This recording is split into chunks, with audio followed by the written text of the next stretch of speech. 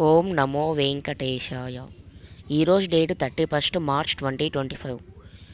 SSD టోకన్లు Vishnunivasam, Srinivasam complex, Bhudevi complex దగ్గర ప్రతిరోజు 9 గంటల తర్వాత ఇస్తారు. రాత్రి 9 PM.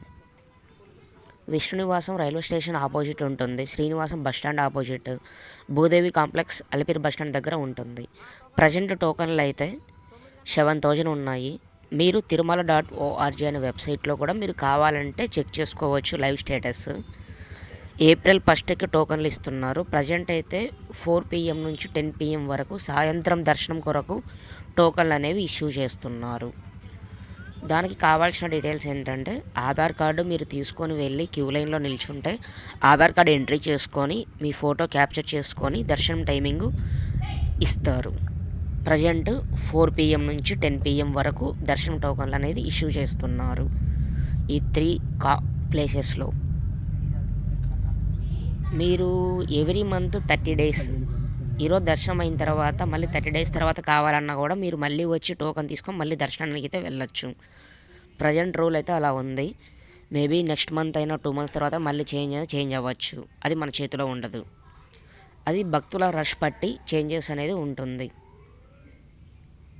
ప్రతిరోజు ఈ 3 కౌంటర్లలో 9 గంటలకి రాత్రి స్టార్ట్ చేస్తారు టోకన్స్ ఇవ్వడం.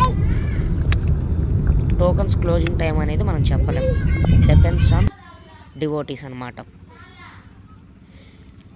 తిరుపతిలో చూడాల్సిన ప్లేసెస్ గోవిందరాజస్వామి టెంపుల్, తాతయ్యగుంట గంగమ్మ తల్లి temple, and Tiruchanur temple, and ISKCON temple, Kapil తీర్థం. వీలైతే మీకు పాసిబిలిటీ ఉంటే వెళ్ళి దర్శించుకోండి. అన్నీ నియర్ బై ప్లేసెస్ అన్నమాట. అలాగే గోవిందరాజస్వామి టెంపుల్ ముందర కోనేరు కూడా ఉంటుంది. విష్ణునివాసం ఉంటుంది కదా, దాని బిసైడ్ అనమాట.